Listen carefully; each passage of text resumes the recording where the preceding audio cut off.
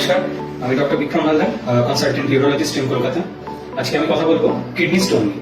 সবার অনেক প্রশ্ন থাকে, কিডনি স্টোন কারো না কারো নিজেরই হয়েছে, কারো রিলেটিভে হয়েছে। তো সাধারণত কেন হয় কিডনি স্টোন? আমাদের স্টেটে আমরা যেটা দেখতে পাচ্ছি যে এখন ওয়েদার একটা কারণ, যেখানে প্রচন্ড পরিমাণে ডিহাইড্রেশন হচ্ছে, সবাই সারাদিন কাজে ব্যস্ত, বাড়িতে থাকতে হচ্ছে, দীর্ঘক্ষণ গাড়িতে যাতায়াত করতে হচ্ছে। সেখানে যে পরিমাণ আমরা জল খাচ্ছি, সেই পরিমাণ জল আলটিমেটলি কিডনিতে গিয়ে ফিল্টার হচ্ছে না, ইউরিনে কনভার্ট হচ্ছে না। যত বেশি এই ইউরিন কনসেন্ট্রেটেড হবে, যত বেশি তার মধ্যে বিভিন্ন রকম কেমিক্যাল থাকবে, তত বেশি স্টোন হওয়ার প্রবণতা বাড়বে।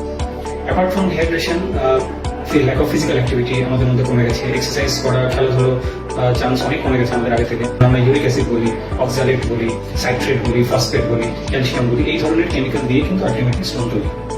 তো কিডনি স্টোন আলটিমেটলি বলতে আমরা বুঝি যে কিডনির ভেতরে যদি কোনো পাথর তৈরি হয়েছে। কিন্তু কিডনি স্টোন খালি কিডনি অব্দি কিন্তু সীমিত থাকে না, সেখান থেকে স্টোনটি পেছাপের নালী, যেটাকে আমরা ইউরেটার বলি, ওটা দিয়ে নেমে আসতে পারে।